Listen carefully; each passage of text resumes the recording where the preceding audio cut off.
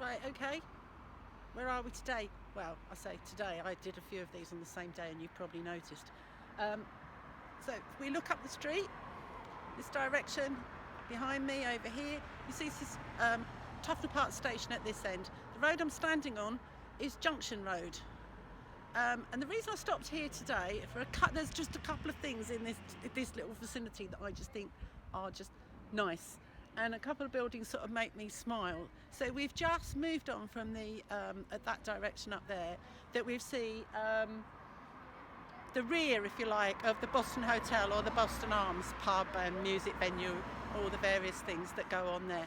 But just to the side of it, you can see a bus stop on the other side down there. Just above it, sort of between those trees, I'm trying to move my hand backwards and forwards here. There's a building in the background there, and it always brings a smile to me, because years ago when I was a graphic designer, I still am a graphic designer, but when I was working for a company, I think it was there middle of the 80s, one of the clients we had at one company that I used to work at was a company called Roger Squires, and Roger Squires used to produce disco equipment. So mirror balls, lighting, all sorts of like fluorescent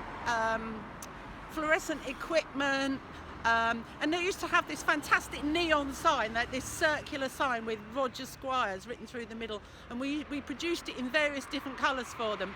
And I remember when I first moved up here to North London, or it might have actually been when I was working there at the time, in the late, because I was sort of going out in the area as well.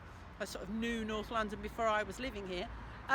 There was the wonderful, one of these massive great neon signs on the building over there. I remember being quite surprised that that's where Roger Squires were. I think I always imagined that they'd be sort of out on the periphery of London, sort of at some kind of, what's it called, like some estate on the outsides of London.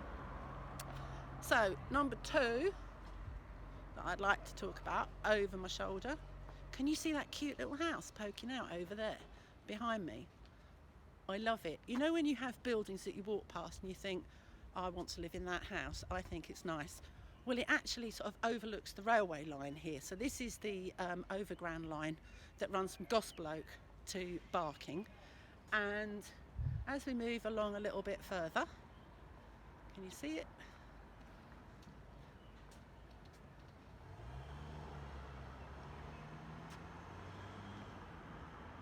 I actually think it does have something to do with the railway line, because it backs down onto the railway line, and the road that I'm now standing on the corner of is called Station Road, and this actually did lead to the station. I'll do the station where the station was on a different post, on a different video, because otherwise it will just get really confusing.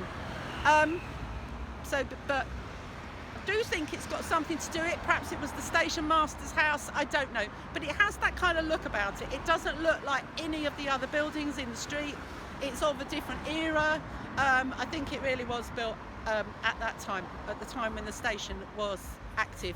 I've forgotten how long the station was active, but it was one of those ones that once the tube station came in, and we've got a tube station at this end, Tufnell Park, we've got another one at the other end. It was a kind of a line that was only used, well, not so much, and definitely not as a commuter line, so people weren't using the railway station here as much as they were in the past, so it sort of shut down for commuter use, although they were using it for goods. But before I finish my little post here, I just one more thing. So I just love this when you get into sort of later 20th century architecture. Is this building behind me? Just waiting for some people so that I'm not sort of... So can you see on the building there those balconies? And I just love them. Now today we're designing buildings, or I'll say we, the kind of buildings that are going up today. I keep saying that an awful lot of balconies that are on a lot of modern boring blocks that are going up today are very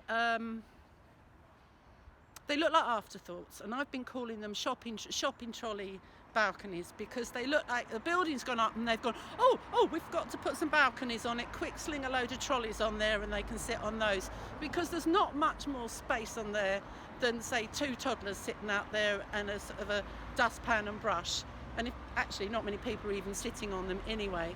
But here what we've got is I don't know, 70s? I don't know, but it's got echoes of the 1950s about it as well, so that kind of zigzag kind of look about it, ups and downs, different kind of style than we would have seen, say, in the 30s, but it's just a little protection barrier, so that's to stop you falling out of your window, and that's kind of possibly all they needed to do on some of these modern buildings, just something that just sort of lifts the building and just adds a little bit of interest, but it just amuses me. So, there you go. Oh, a little bit of graffiti on the other side of the road. Nice. Anyway, leaving it there. See you soon.